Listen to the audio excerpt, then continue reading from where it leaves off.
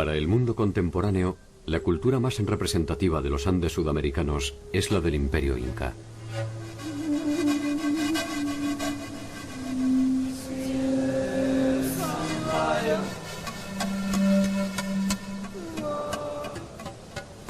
Sin embargo, la historia imperial de los incas representa apenas un siglo.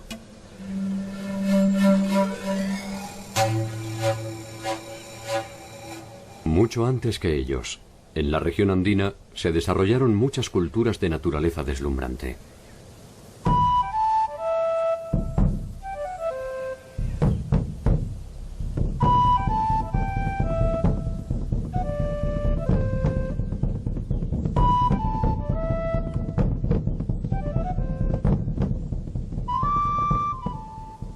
Conocer este mundo preincaico es una aventura siempre inquietante.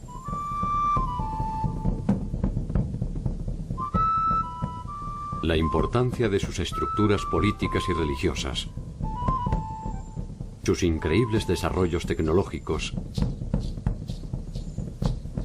y su compleja forma de asociación desembocaron irreversiblemente en el mundo de los incas.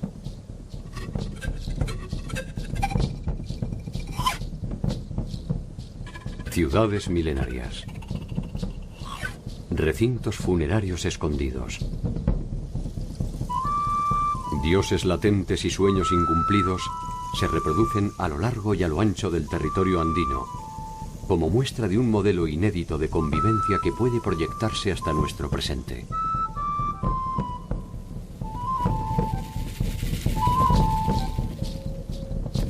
¿Quiénes fueron y cómo vivieron los pueblos que precedieron a los incas?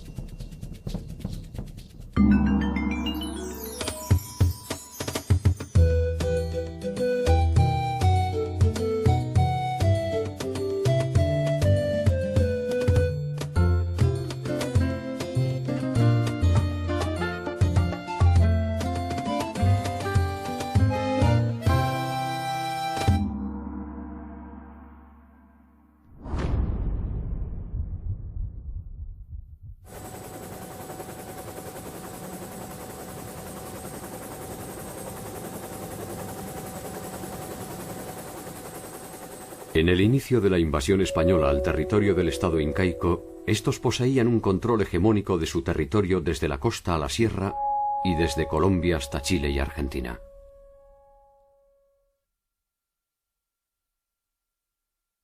Algunos de los señoríos que los precedieron estaban bajo su órbita mediante acuerdos, y otros, sencillamente, habían sido sometidos militarmente.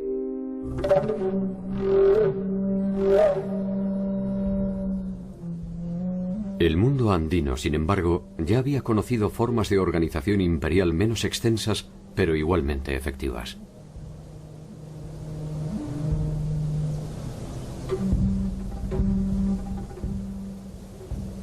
Hacia el remoto inicio de los tiempos, muchos habían intentado el sueño que coronaron los incas. Un sueño milenario iniciado en un paisaje que era apenas algo menos que un desierto hostil.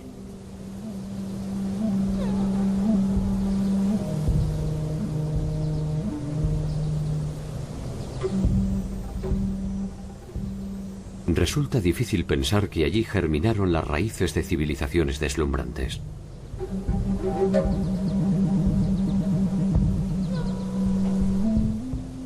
Allí nacieron los primeros dioses, las primeras leyes, los primeros desencuentros.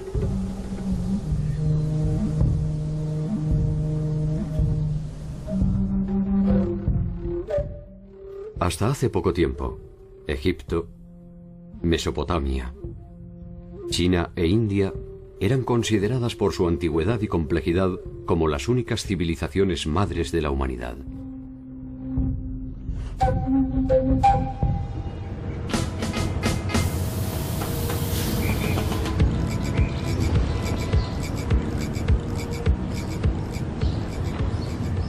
Sin embargo, más de 4000 años antes de la fundación de Cartago, 2000 años antes del reinado de Ramsés I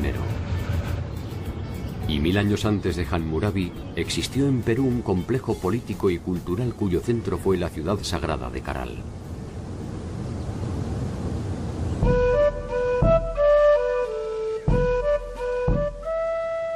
El paso del tiempo ha dejado escasas huellas de la gran ciudad. La reconstrucción de sus edificios es trabajosa y ardua.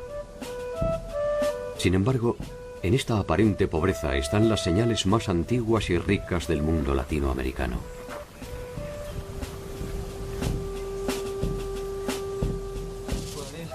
Entender qué nos dice este rastro de polvo es empezar a comprender la complejidad de nuestro tiempo.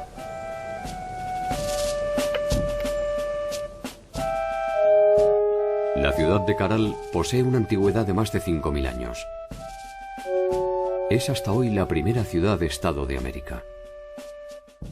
En ella se organizaron los intereses de los hombres en torno a reglas específicas y concretas de convivencia, que incluyeron el pensamiento religioso, la innovación tecnológica y científica y la estratificación social.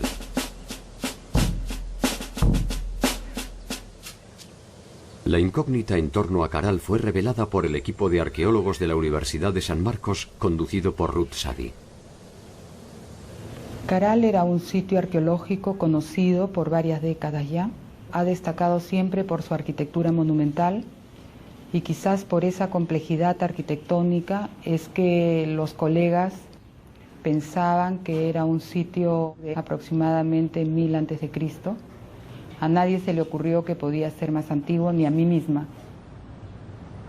Cuando empecé la prospección arqueológica en el Valle de Supe en 1994, yo fui a reconocer un sitio que no había sido investigado todavía en extensión, y así fue como empezamos los trabajos que han continuado hasta el presente.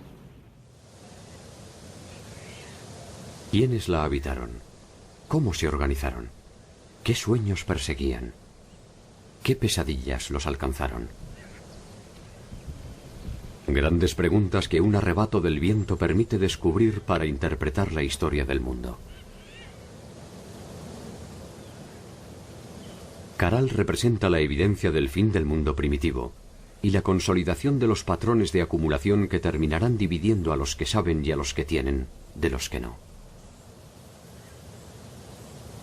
Por primera vez es un Estado porque hay un gobierno centralizado sobre un grupo social grande.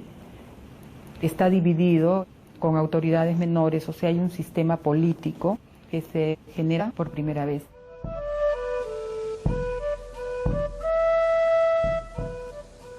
Extendida sobre una superficie de 50 hectáreas, posee 32 conjuntos arquitectónicos entre los que se encuentran el Templo del Anfiteatro, la Pirámide Mayor y la Pirámide de la Galería. No es solo Caral, son 18 asentamientos en el Valle de Supe, de diferente extensión, de diferente complejidad. Comprendió los territorios de costa, de sierra y de selva. O sea, por primera vez en el Perú se tendió un eje de interacción entre las sociedades que poblaban las diversas regiones. De modo que tenemos productos, conocimientos y experiencias que de la selva se trasladaron a la sierra, de la sierra a la costa, y todo fue un eje que enriqueció el proceso general de esta sociedad.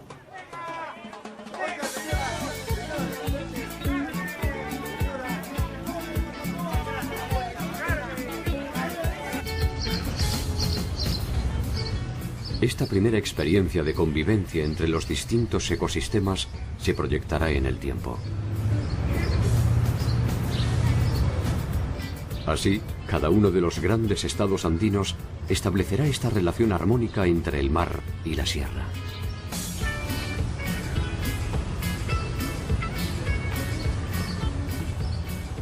La importancia que tiene el sitio arqueológico es que testimonia el proceso cultural que dio origen a la civilización más antigua de América.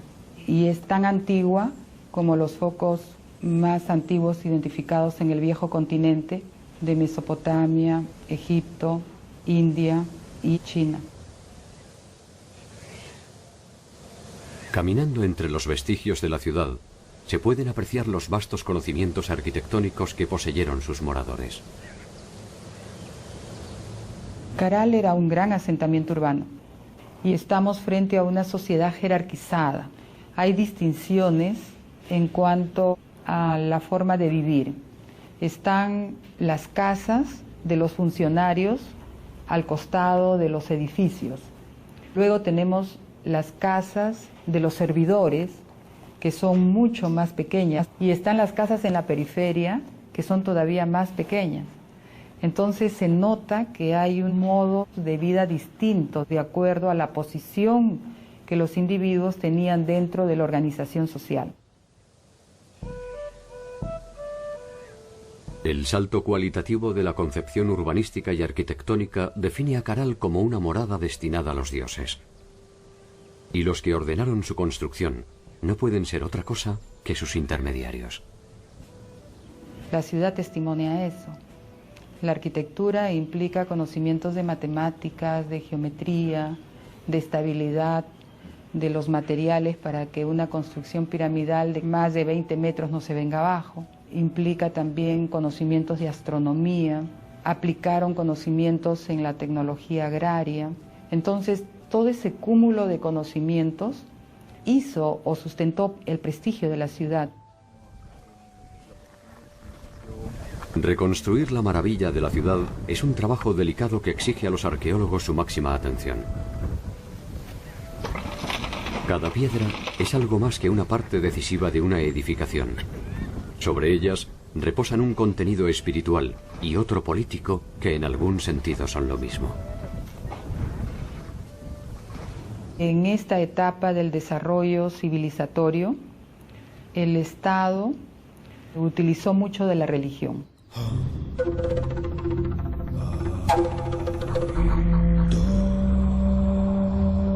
Es la religión la que sirvió para coercionar a la sociedad. Si no cumples con el trabajo que tienes que dar en tal fecha, a tal dios, entonces te va a ir mal. El miedo ha sido la herramienta sobre la cual se edificaron la mayor parte de las sociedades madres. Sin embargo, Caral ofrece una versión distintiva. La ciudad no posee indicios de presencia militar, ni siquiera de tipo defensivo. Quizás se pueda suponer que durante más de 1000 años, un grupo humano numeroso pudo convivir en armonía sin la violencia que resulta ser el signo dominante de la historia universal. Si esto fue posible, Caral no es solo un descubrimiento, también es una esperanza. El militarismo, al parecer, surge más adelante. En esta etapa primera del desarrollo de la sociedad, el Estado representa frente a los dioses a los hombres, sigue siendo humano. Posteriormente, con el señor de Zipán, el Estado o los gobernantes son divinos. De alguna manera se puede deducir que el tiempo de los dioses fue un tiempo de paz. La hora de los hombres iniciaba su cuenta regresiva. La ciudad fue la primera víctima de estos nuevos tiempos.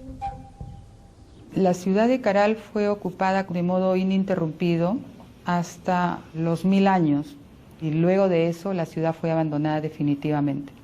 Nosotros trabajamos la hipótesis de que se formaron otros polos de desarrollo en otras partes del territorio del Perú. Otras sociedades que habían estado participando sin ser el centro empezaron a desarrollar también modelos de vida civilizada, tanto en el norte como en el sur, y generaron otros focos que incorporaron otras sociedades, y eso es lo que creo yo reemplazó en prestigio a Caral progresivamente. Caral es el descubrimiento más trascendente de la arqueología reciente. Es allí donde se encuentra la matriz del mundo andino. El primer eslabón de una serie de culturas que terminarán desembocando en el célebre Estado Inca. Una cadena que exige detenernos en una serie de culturas que nos darán el ADN definitivo de un tiempo tan majestuoso como inusual.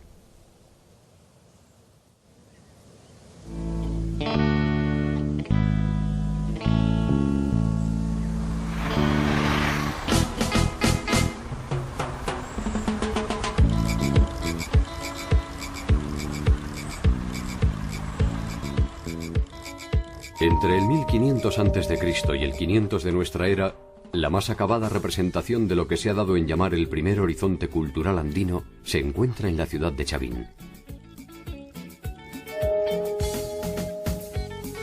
Desde la Sierra Norte del Perú en la provincia de Huari y hasta más allá del territorio actual de Ecuador, la cultura chavín estableció su área de influencia y predominio.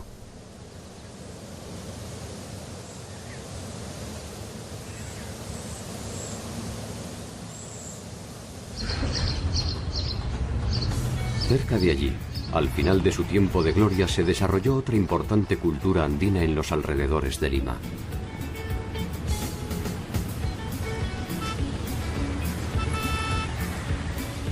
Lima es en la actualidad la capital del Perú. Los conquistadores españoles la llamaron la Ciudad de los Reyes y establecieron allí la sede del gobierno colonial. Probablemente su estratégica ubicación cercana al mar y un interés por debilitar la influencia de la antigua capital incaica, Cuzco, determinó su emplazamiento.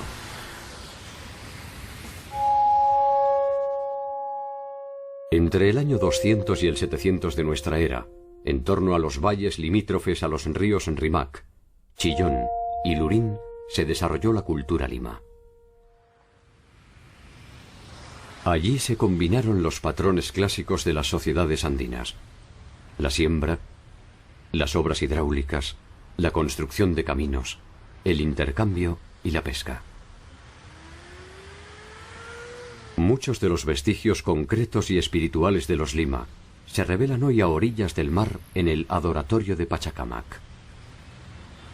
Pachacamac está vinculado con toda la mitología costeña y fue un centro de peregrinaje y de devoción muy importante. Y los incas lo mantuvieron y le dieron la debida importancia, a tal punto de que había un Abyahuasi en Pachacamac, una suerte de monasterio de religiosas, el culto al sol y el culto a las divinidades incas. Fue un centro religioso importante para ellos. Los incas entienden la trascendencia del adoratorio y lo incorporan como centro de peregrinación y no tardan en acordar con los curacas locales la construcción de nuevos edificios.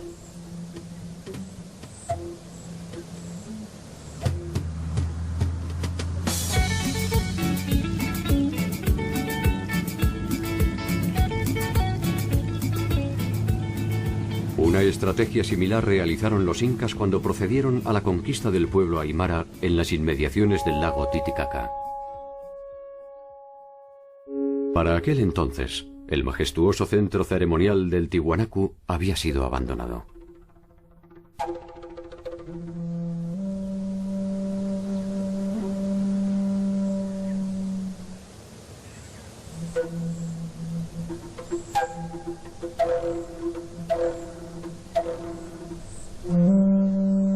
Estamos en el lugar más importante y más impactante de lo que ha sido Tiwanaku en cuanto a su arquitectura.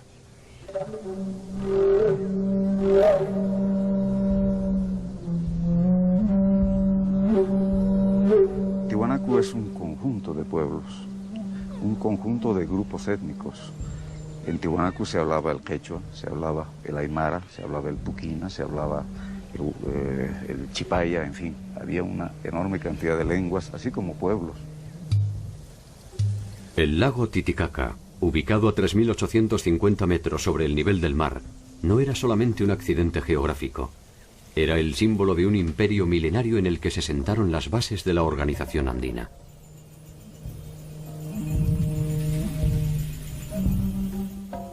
Para los tiwanacotas fue en su capital donde se produjo el origen del mundo. El dios creador, Viracocha, emergió de las aguas del lago Titicaca y fue él quien colocó al sol, la luna y las estrellas en el cielo y quien envió a sus auxiliares a crear los animales y las plantas. Fue él quien talló en piedra a los hombres, les dio vida y los entregó al mundo.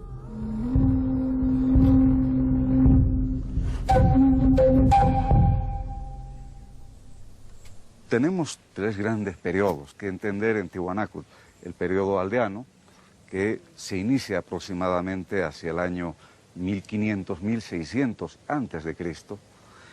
Este periodo aldeano va a perdurar hasta principios de nuestra era. A partir de principios de nuestra era, gracias a la consolidación del territorio, el aumento de la población, la diversificación en la producción, los nuevos sistemas agrícolas que se van realizando en Tiwanaku, el intercambio de productos, los excedentes, en fin, Tiwanaku se transforma en un estado. Es la época de las grandes construcciones, es la época donde hay ese predominio religioso.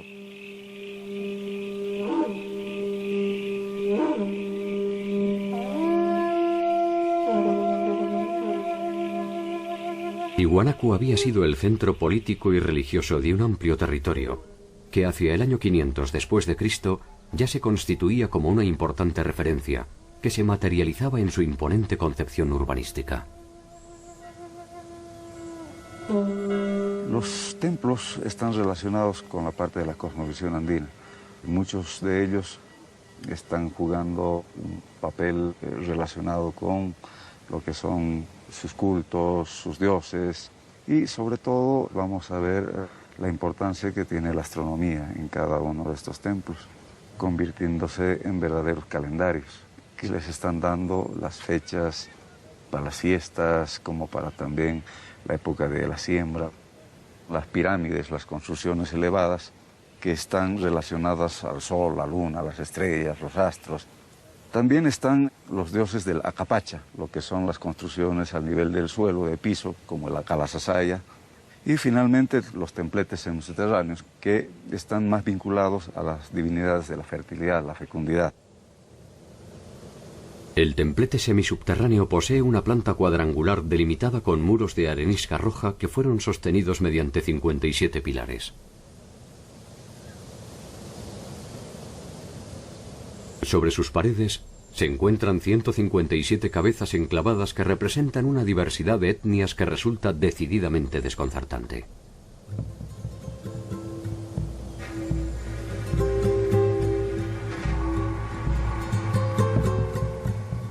Allí se representan distintas razas que de ninguna forma pudieron ser conocidas por los habitantes de Tiwanaku.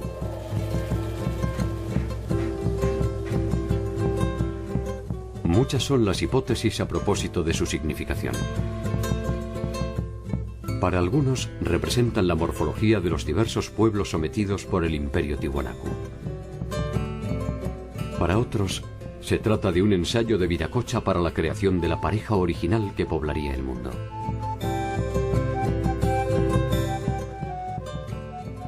Los tiwanacotas proyectaron y realizaron obras monumentales, entre las cuales destaca la maravillosa Puerta del Sol, cuyo emplazamiento original es todavía un enigma. La Puerta del Sol nos está mostrando un complejo calendario, un calendario de carácter solar, lunar y a la vez agrícola. Los personajes alados están 15 a cada lado. Nos muestran los 30 días del mes y vamos a tener 11 pequeños soles, más el 12º, que es el dios solar en la parte central, que nos está mostrando también esa división de 12 meses en el año.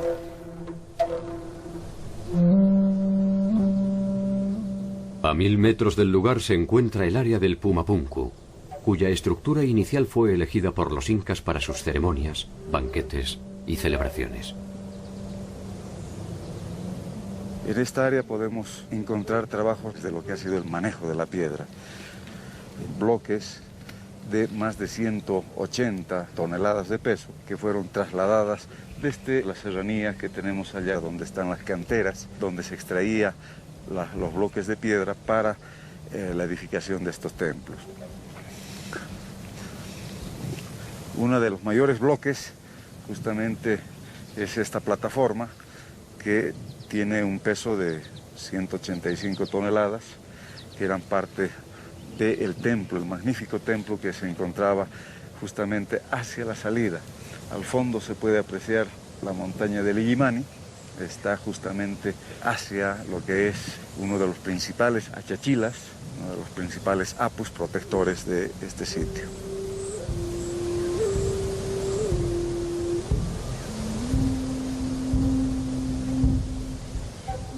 Tiwanaku tiene una gran importancia no solamente para el área del altiplano, sino también su importancia va a radicar en la influencia que ha tenido en el desarrollo cultural prehispánico en muchas culturas en gran parte de América.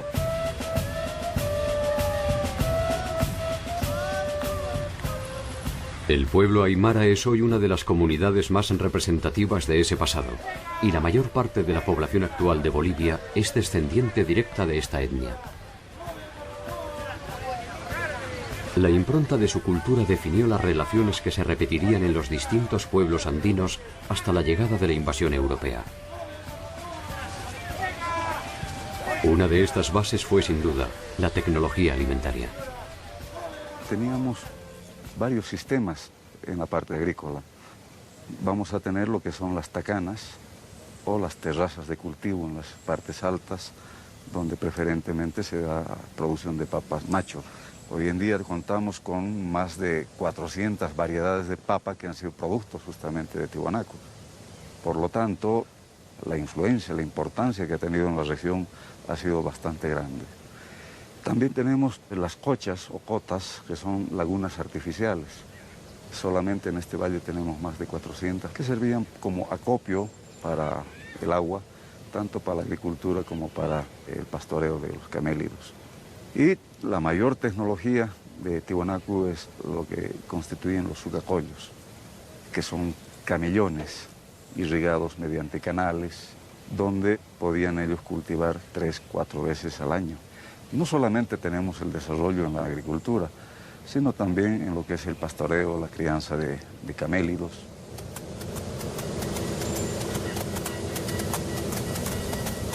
Gracias a ellos se tornó industrial la producción de carne desecada, conocida como charqui. Esta innovación tecnológica permitió la intensificación de los intercambios. Su prosperidad no tardó en producir la necesidad de expansión territorial en busca de espacio para la agricultura. Hacia el 700, Tiwanaku deja de ser un estado con predominio religioso, teocrático, se va transformando en un estado militarista, expansionista, donde va abriendo sus fronteras, va creciendo, se van formando nuevas ciudades que están distribuidos hasta la costa del Pacífico, así como también gran parte del Perú, incluso entrando hacia Argentina y Chile. Y esto va a traer convulsiones sociales. Al mismo tiempo vamos a tener problemas de carácter climatológico, vamos a ver una prolongada sequía que ha de afectar la base económica de Tiwanaku, que estaba sustentada en la agricultura. Este colapso hace que Tiwanaku empiece a desintegrarse, a dividirse en pequeños grupos. Hacia finales del primer milenio, como tantas otras ciudades andinas, Tiwanaku es abandonada. Había alcanzado más de 6 kilómetros cuadrados de extensión y llegó a tener más de 30.000 habitantes. Tiwanaku fue una sede importante que albergó al mismísimo Inca y se convirtió en una importante base operativa para sus conquistas hacia el sur territorial. Tiwanaku fue un centro productor de conocimientos y espiritualidad.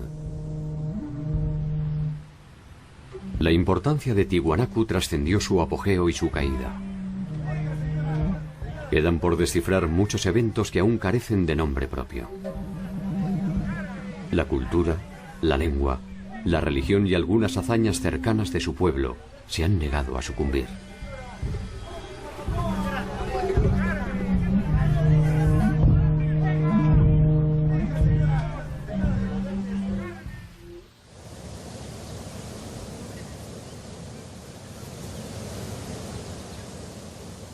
Según la leyenda, la ciudad de Chanchan fue fundada por un mítico líder que habría llegado del mar.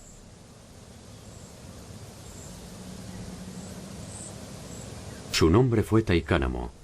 Con él se inicia la historia de los aguerridos Chimú, quienes ejercieron su vasta influencia territorial entre el 1100 y el 1450 de nuestra era, a lo largo de 1000 kilómetros de costa por más de 50 kilómetros tierra adentro.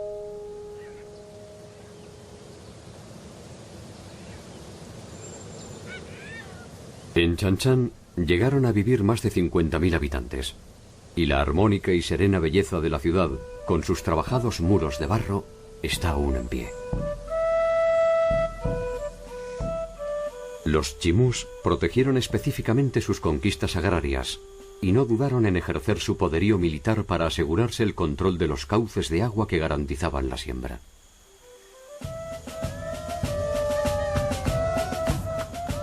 Proyectaron y realizaron acueductos, diques, canales, acequias y pozos. Combinaron el cultivo del maíz, maní, ají, algodón y palta. Su artesanía fue fundamentalmente utilitaria y desarrollaron un eficaz aprovechamiento de la totora que les sirvió para la realización de viviendas y balsas.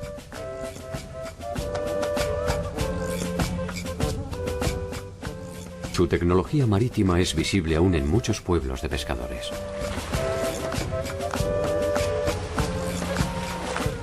Sus conquistas se extendieron hacia el norte y el sur de Chan Chan, y nada parecía poner en duda su hegemonía. Nada hasta que se toparon con los ejércitos del Inca Pachacútec. La conquista de Chan Chan no fue una empresa fácil. Capac Chimú comanda su pueblo cuando los incas se plantan a las puertas de su territorio. Los chimú se niegan a sumarse al Inca y por varias veces rechazan al multitudinario ejército imperial. La victoria será solo pasajera. Los incas reafirman su alianza con los curacas del Rimac y un nuevo ejército más grande y más poderoso desemboca finalmente en la rendición de Capac Chimú.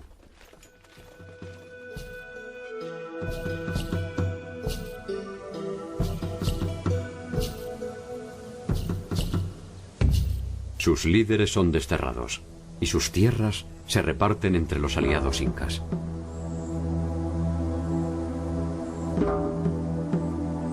La ciudadela de Chan Chan, sin embargo, ha llegado hasta nuestros días con sus silencios de barro, para dar por sentado que cuando se trata de los chimú, ninguna rendición es definitiva.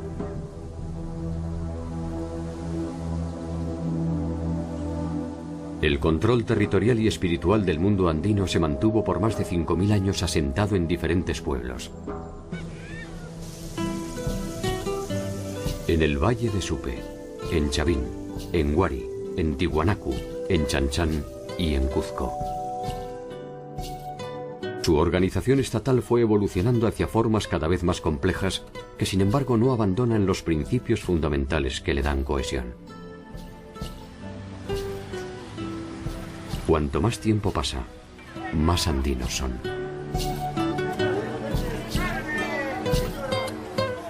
Una de las claves de su funcionamiento es la integración de todos sus habitantes en un sueño colectivo fuertemente regulado por el Estado.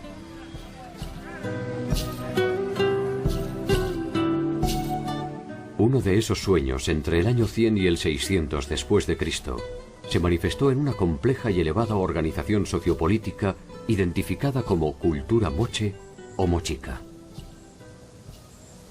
La cultura moche o mochica surge y se desarrolla en un territorio de cerca de 700 kilómetros que cubren gran parte de los valles de la costa norte del Perú. Los mochicas comienzan a surgir aproximadamente en los primeros años de la era cristiana y terminan, suponemos, alrededor del siglo VI o VII de nuestra era. Un largo periodo en el cual desarrollaron una extraordinaria cultura sustentada por la irrigación del desierto.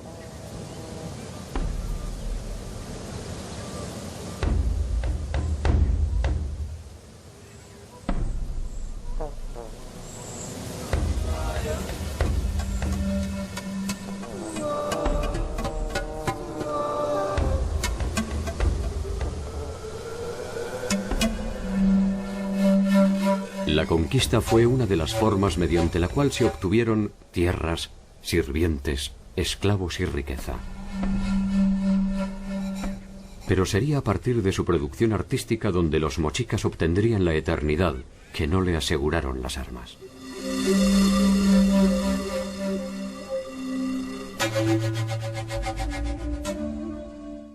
Sus trabajos de metalurgia constituyen una importante muestra de la capacidad tecnológica de los mochicas y poseen no solo una calidad formal inusual, también un carácter simbólico que nos permite establecer algunas consideraciones a propósito de sus formas de agrupación.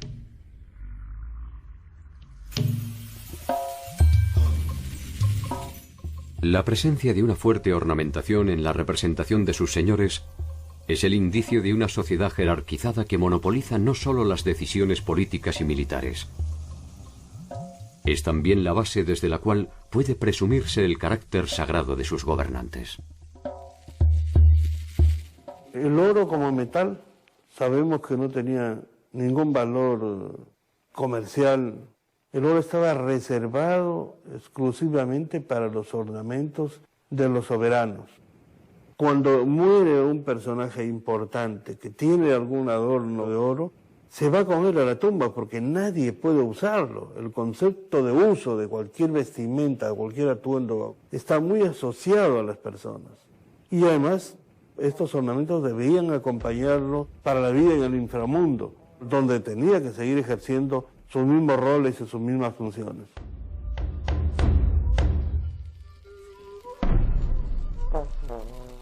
La cerámica moche atravesó todos los estadios posibles de la manifestación artística y es, sin lugar a dudas, una de las más atractivas y delicadas de la historia de la humanidad.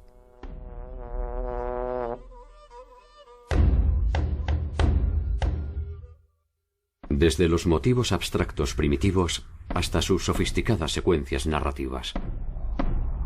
Desde sus temáticas bélicas hasta las eróticas, en cada uno de los casos puede verse la cualidad de sus artesanos y la afirmación y personalidad de una cultura.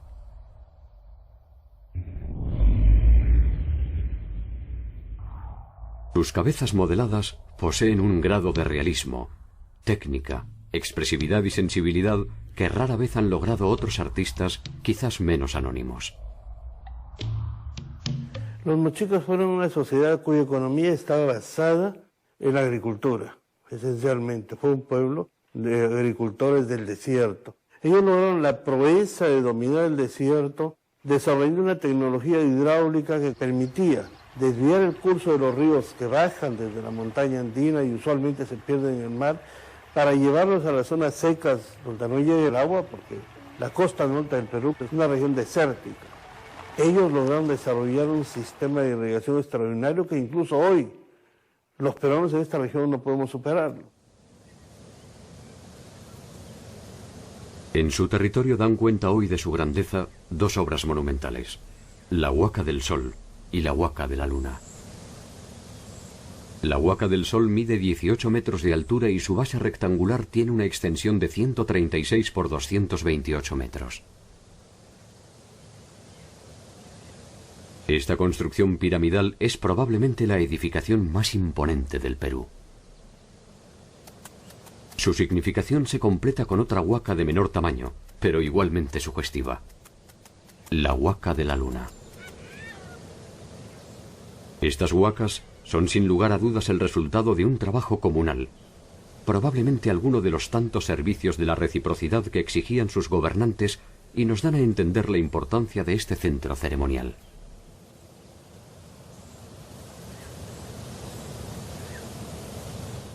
Muchos de los misterios de esta cultura guerrera han comenzado a revelarse a partir de un descubrimiento sorprendente: la cámara funeraria del señor de Sipán.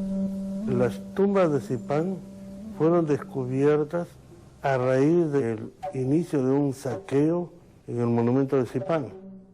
Se descubre una tumba con algunos objetos de oro y se desata una verdadera fiebre de oro en el pueblo. Iniciamos inmediatamente un trabajo de rescate arqueológico en una situación muy dramática que forma parte de toda la historia de esta excavación. Logramos detener el saqueo. En el año 87 iniciamos el trabajo de excavación que nos condujo algunas semanas más tarde a uno de los descubrimientos arqueológicos más importantes del antiguo Perú, la tumba del señor de Sipán. Lo importante de este descubrimiento es que por primera vez se logra presentar al mundo la tumba intacta, excavada científicamente, de un soberano del antiguo Perú. Este sepulcro ofreció una serie de revelaciones que permitieron establecer un cuadro más acabado de la organización mochica a partir de la riqueza de sus múltiples significados. Cuando encontramos la tumba de este personaje, nos dimos cuenta inmediatamente por la variedad y por la forma de los atuendos, los emblemas, que estamos frente a uno de los hombres más importantes de su tiempo. Usualmente los arqueólogos tenemos una nomenclatura muy típica para esas tumbas, tumba 1, tumba 2. Nosotros fuimos un poco a la idea de no solamente rescatar objetos arqueológicos, sino también la presencia humana y el espíritu de un pueblo. No podíamos llamarles tumba 1 y lógicamente no sabíamos el nombre verdadero de este personaje. Pero reflexionando sobre las características de la organización mochica como señorío y el nombre del pueblo de Zipán, lo llamamos la tumba del señor de Zipán.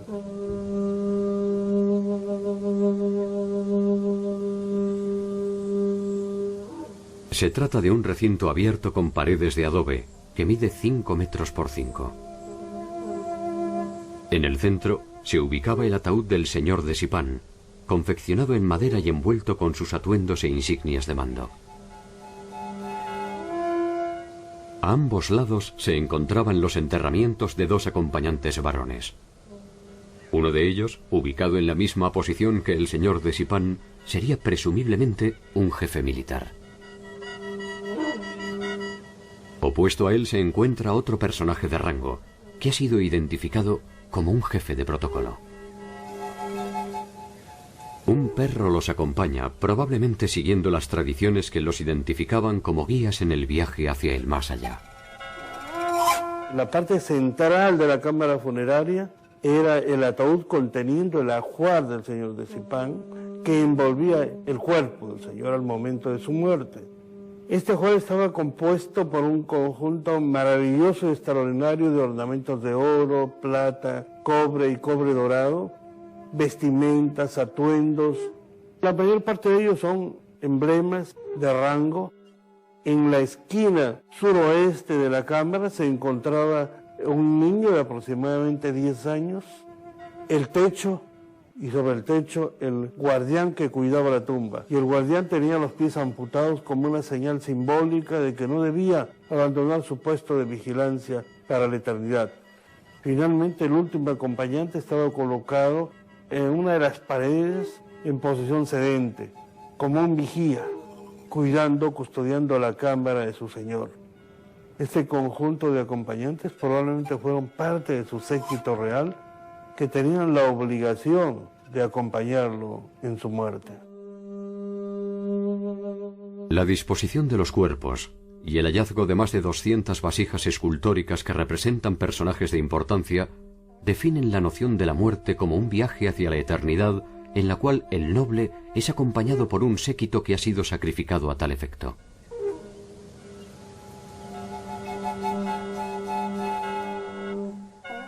Los expertos han determinado, pese al delicado estado de sus restos, que su edad oscilaría entre los 45 y 55 años.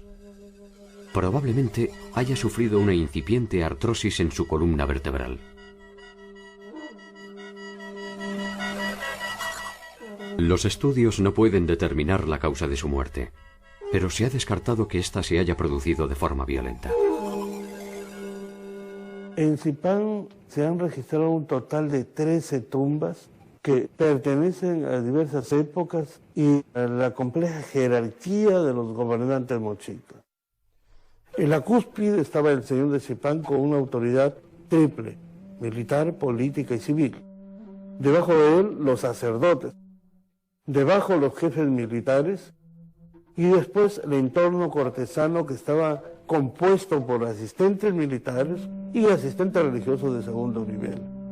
Siempre los personajes principales al centro y alrededor los personajes de menor rango. Pero lo más importante es que cada tumba refleja el rol y función del personaje en vida. Las sociedades andinas poseían un fuerte grado religioso. La condición eterna de sus líderes implicaba un profundo ritual que probablemente se preparaba con mucha antelación. El final era percibido como un paso más en el ciclo eterno. De ello se desprende que la separación entre la vida y la muerte era observada con cierta naturalidad.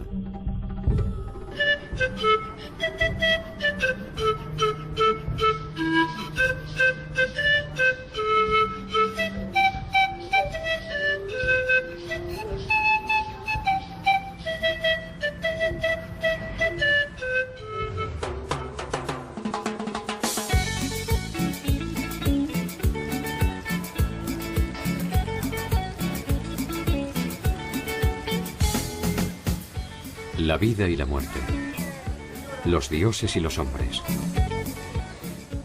la siembra y la cosecha. La dualidad del ser andino permite explicar el mundo mediante opuestos que forman una sola entidad.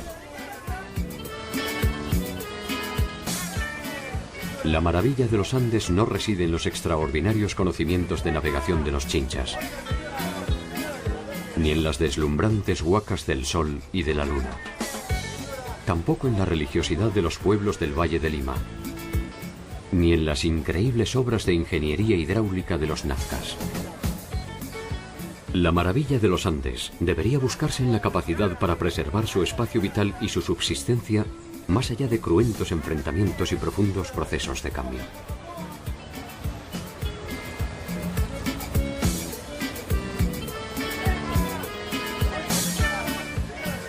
Quizás sin saberlo, seguimos esas mismas huellas que nos ofrecen la oportunidad de protagonizar una nueva realidad. Como aquellos hombres, se avanza buscando las mismas sensaciones: seguridad, progreso, estabilidad, bienestar. Un equilibrio complejo que conlleva vivir constantemente sobre el filo del bien y del mal.